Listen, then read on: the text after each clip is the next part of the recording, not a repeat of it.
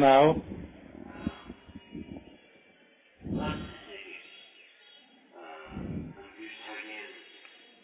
Generally, on the last day of the Kajumelam, there's a kind of a special teaching or special instruction or a special talk.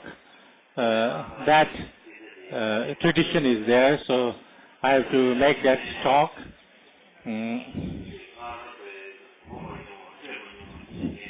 I have nothing to say which I have not said before. Whatever I say is something that I have said before. Because you have heard it before, so therefore if you think that it's just something that he used to say all the time and then leave it aside, that's not good, that's not right. The important things need to be said again and again.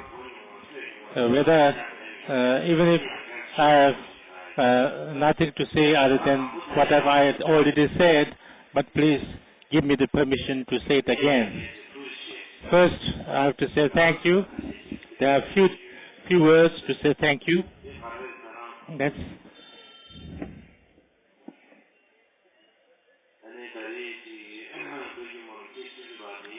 the 30th Kajumelam has gone quite well, and that is because there are many causes and effects, various causes and effects. It's not just made by one person. It's not just because of one cause and one condition. Many different causes, many hundreds and many thousands of causes, conditions come together, and many people work together, and that's why it's the result happens. So on this occasion, it's very fit that I should thank. It's very important to be grateful. It's not only written in the text, but it's understood from my own experience. It's really an experience that to be grateful is very. If you can understand how to be grateful, then without too much causes and conditions, you can naturally be happy, naturally be satisfactory. If you can't be grateful, then whatever happens, then you cannot find happiness, you cannot have joy, you cannot have wellness in yourself. It's very difficult. That's why being grateful is important for those who want to have happiness and joy. That's very, very important. That's what I think. That's why first, so all those who are organizing from the high to the lowest people who have contributed to organize this 30th Kajumelam, I would like to thank them all. Every year we make a little bit different. I'm trying to make it a little different each time, and I think it will be very difficult for those who are organized, because this person is trying to create problems every time because he is doing something new. But they all thought very widely, and so they made great efforts with body, speech, and mind. So therefore, I would like to thank all of them.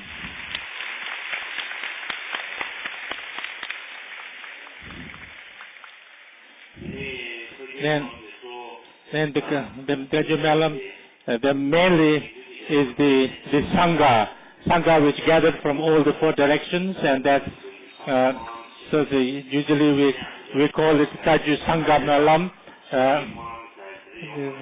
Whether Kajumelam happens or not is whether this urgent assembly of Sangha, whether they are there or not, makes whether we have a Kajumelam or not. So therefore, all these Sanghas have come from very far away places from all directions, and you have tried with your best efforts and with your best aspirations and positive aspirations. So you did this prayers and dedication. That's something is something very a cause of happiness and joy for all of us, and especially Sabjin Jamgar Rinpoche, Samjay Jasa Rinpoche, Suma Kawa Rinpoche, and then Kaya Rinpoche Loduta, and Kaya Rinpoche, and all the Tulkus and Kempus, all of you are very busy.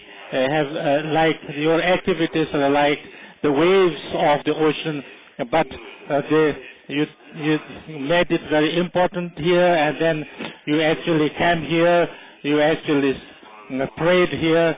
So therefore, from the depth of my heart, I have to thank all of you.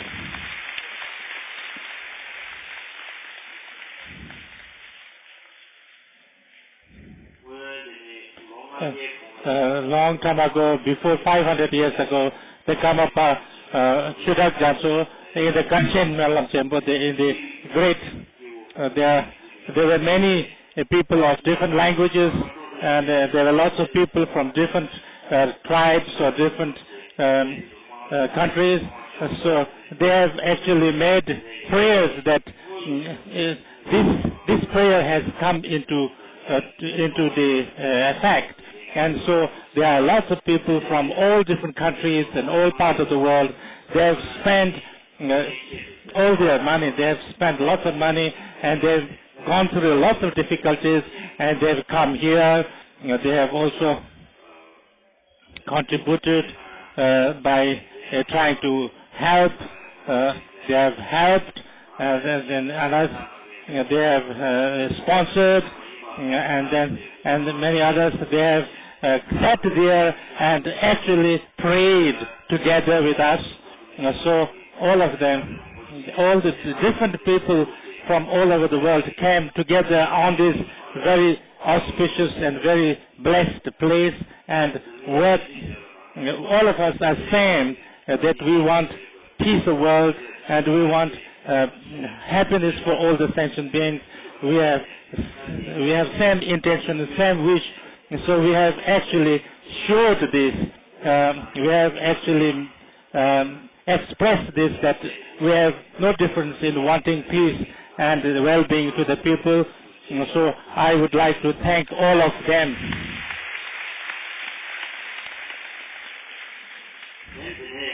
And then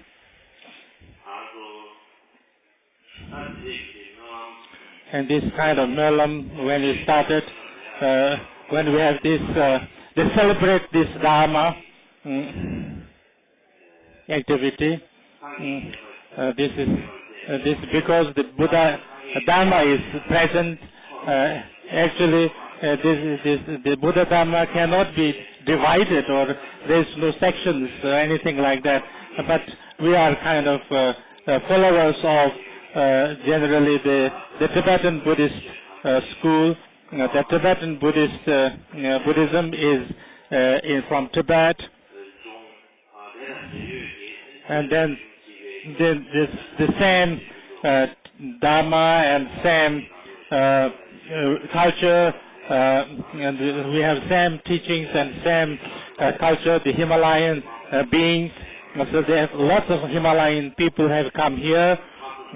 So they have come with great aspiration, and so they have come here to pray, and then we also came together and prayed together, and we have established a great kind of devotion and also samaya and a great love and affection to each other. So thank all of them, the people from Himalayas.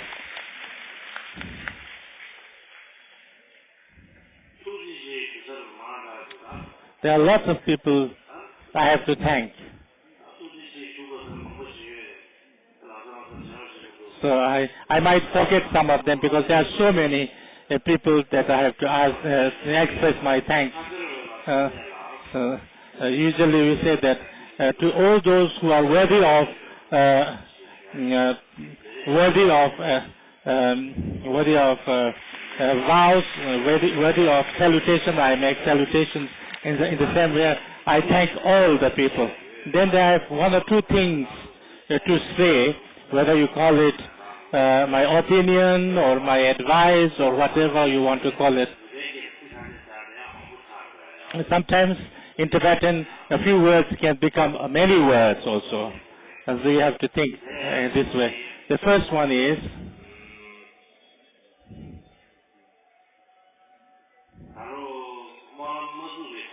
before the Malam, we had this Kaju, Gunchu, the winter study of the Dhamma.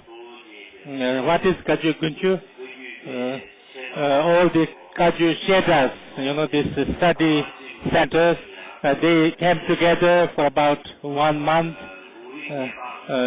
So they discussed, they debated on different texts and treatises of Buddhism. So they made lots of Dhamma activities at that time. Then we had a conference. That conference was on the Vinaya. Why we needed to do this?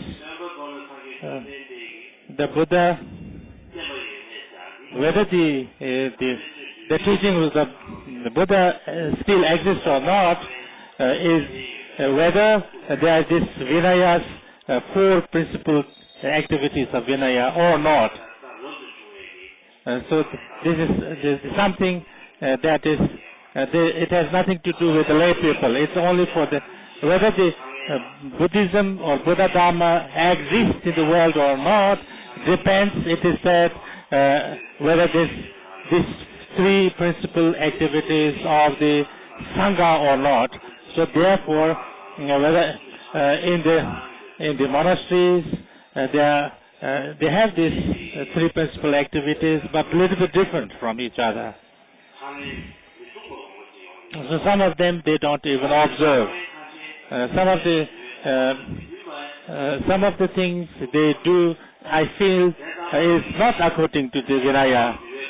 So whatever is according to the Vinaya, what is not according to the Vinaya, that it's very important to clarify. So we had a discussion on this. So it became very well. The discussion became very well. It's not enough just to discuss. We have to put it into practice.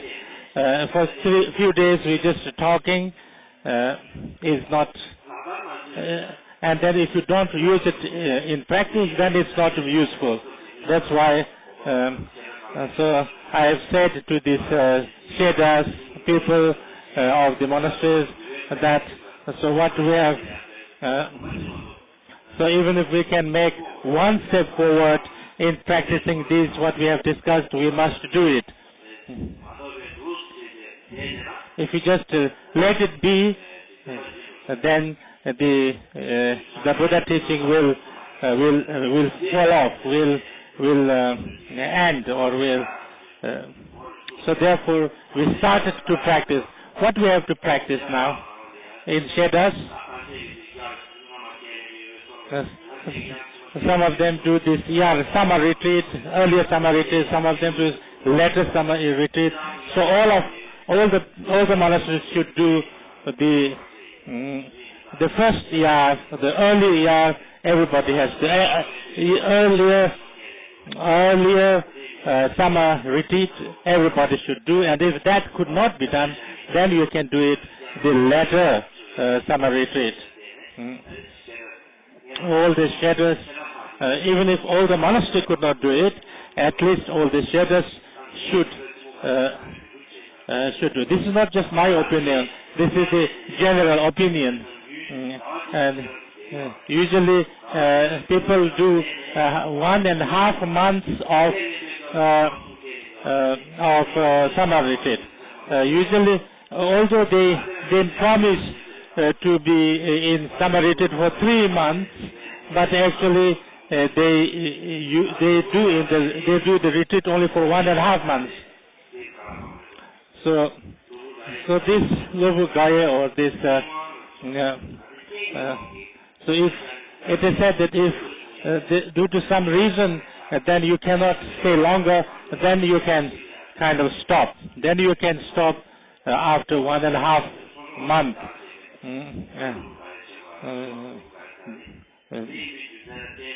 Therefore,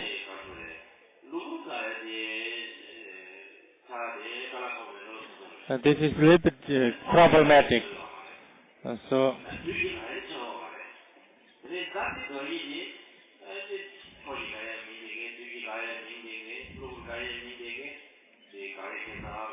this is stopping the summer retreat becomes so therefore we need to do the summer retreat for all 3 months, and this is very good because it was very good that because the Sedavas can also have a continuous class, and so they can, so for 3 months every year in the summer they can do 3 months. That will be very good. So everybody kind of shook their head. I think they said yes. Yes. So this, and then slowly, all the monasteries also step by step that Yarne or the summer retreat or Sojong. I think they should all make it like in one way, you know. So this Yarne, if we can do the 3 months, the summer retreat, that's very good. We start with the Sheda because that's easier to do. That's what I thought, we thought. While you are in the summer retreat, then so there are lots of so all the kind of rules and regulations that we have during the Kajya Malam, we will put it there also. We will use the same thing, but these rules and regulations we have during Kajya Malam, we feel as if it's not necessary generally, or that's not like that. These are the rules and regulations that the monks and nuns should keep all the time. It's not just for the Malam, but each monastery they should observe, and it will be very useful for all the Sangha members who are observing it. So therefore, during the summer retreat, they should do it according to the rules and regulations that we have in the Kajya Malam. That is the first. This is the first point out of 3 points I have. This is the first point. The second point is to do with education. During the discussion, so we try to know what are the opinions of the general monks. What is their situation? What is their opinion? We don't know. Nobody knew, and therefore the heads, if they don't understand the opinion of the general monks or general assembly then it's very difficult to. Then somebody is called the head of the school, but he doesn't know what exactly happening to the people, to the monks, to the whole,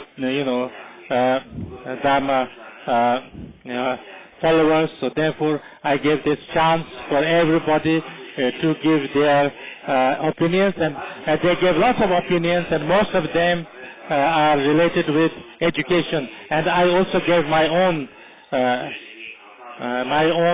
opinion. So there are 2 different kinds of people. One is male and one is female. And the Buddha talked about 4 types of followers. 4 followers. That is a Gelong and Gelong Ma, the Upasaka and female Upasaka. These are they are called the pillars of the teaching of the Buddha. So if the Buddha's teaching is the house, then all these 4 pillars has to be there. Otherwise, the teaching of the Buddha doesn't exist or doesn't become stable. It is not fully, there. That's why.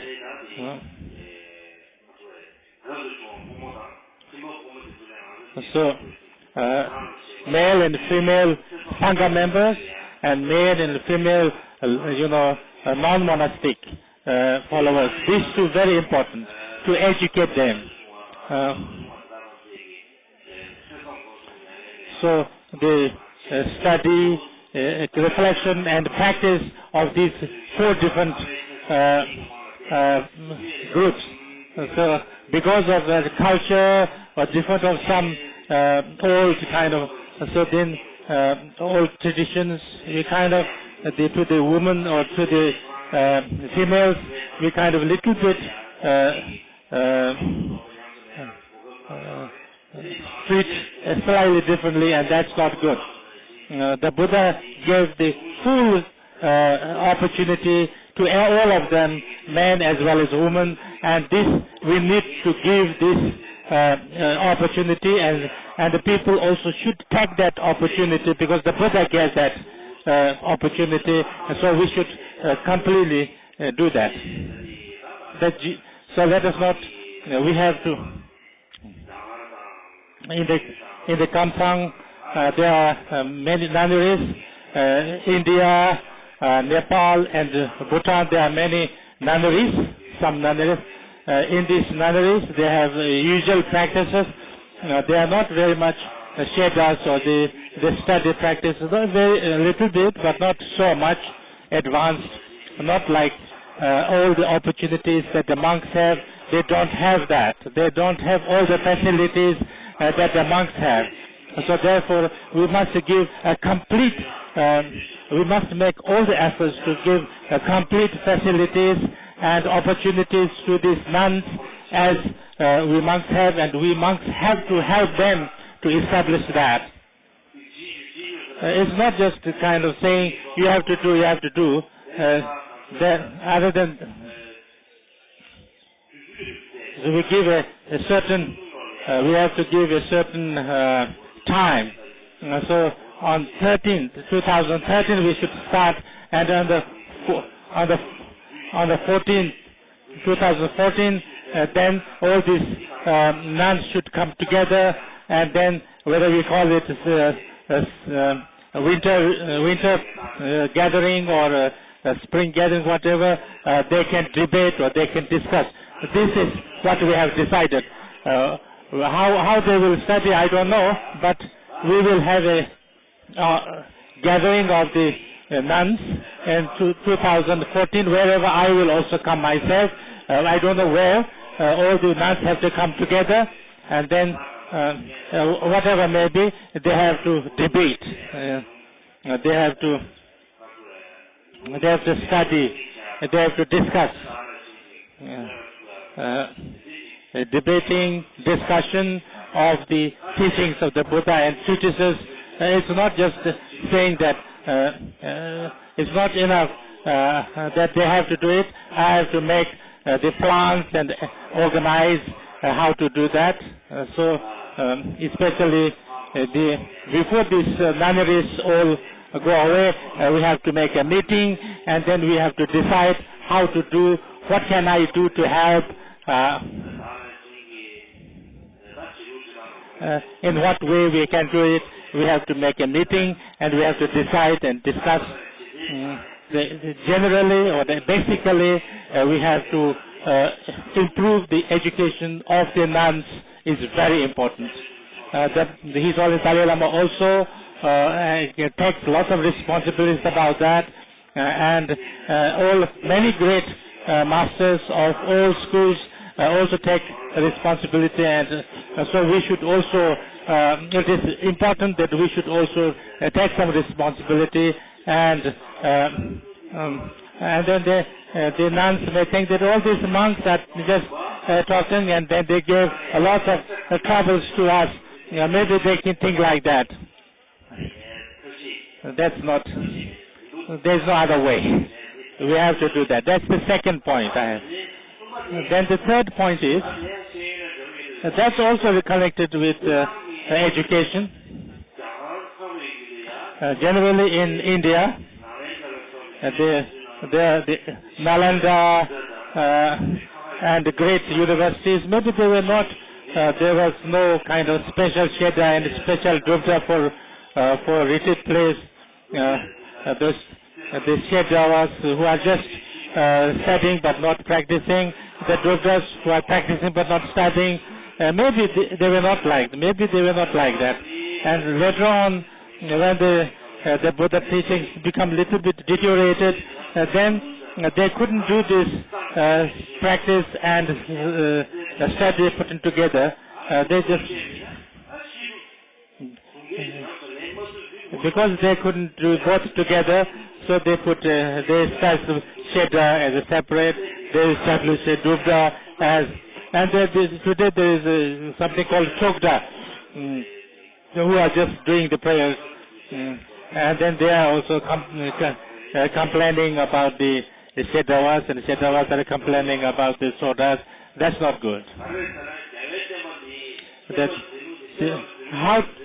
It is said that it's very clear that the Buddha teaching has to be preserved by study as well as practice, and if this both practice and study are not there together, then the Buddha teachings or the Dhamma is deteriorated. So therefore, this has to go together. So in the Sheddas also, one needs to put some practice. One has to practice. One has to put together. That's very bad. Sometimes in Sheddas, when they have some prayers or some practices, they don't like it. That's not good. So in the general monasteries, there's not much study, and this is very important. So even if nothing special, they have to study like Bodhicaya Avatara or Jase Lalang, the Bodhisattva's practices, or some of them. In Rumtek last year, we started some kind of a new plan. We started to give some study of some treatises of Buddhist philosophy. So I said that only rituals, only kind of accept rituals and things like that. If you don't understand anything, that's not good.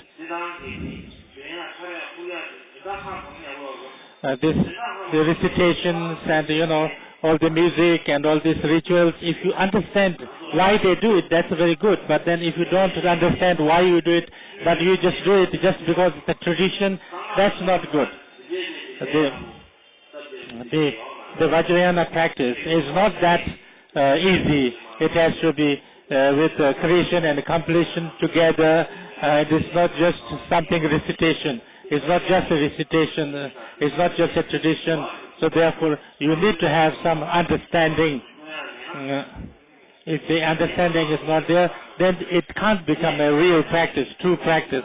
So therefore, in the monasteries, we must have to study some kind of important treatises.